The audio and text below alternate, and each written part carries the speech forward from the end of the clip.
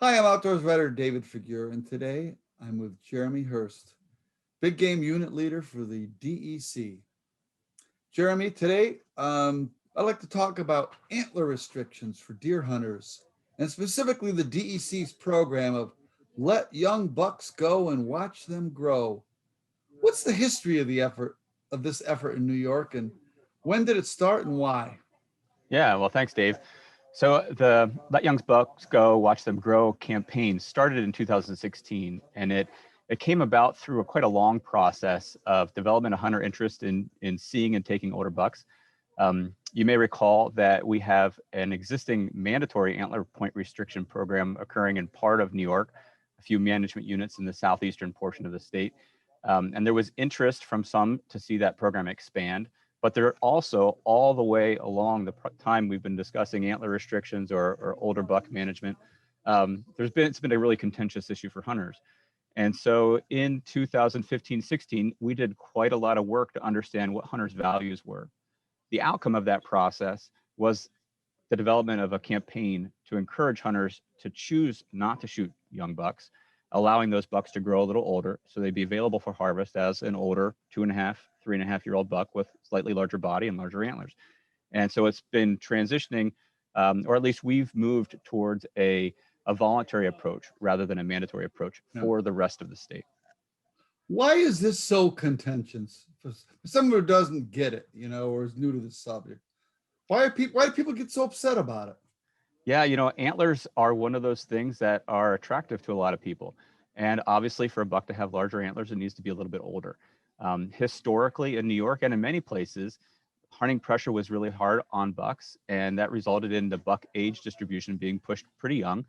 If we go back 20 years, most of the bucks that were shot in New York were only a year and a half old. Certainly we took some 2- and 3-year-old bucks at the time, but 60 to 70, in some cases 75% of the buck harvest every year in many places was of yearling 1.5-year-old bucks. And of course, in areas with better habitat, those yearlings might have 6 or 8-point antlers, but they'd still be pretty small.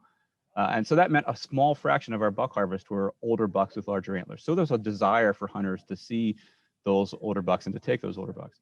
And so some people really wanted us to kind of force the process by making people only harvest older bucks, prohibiting hunters from taking small bucks.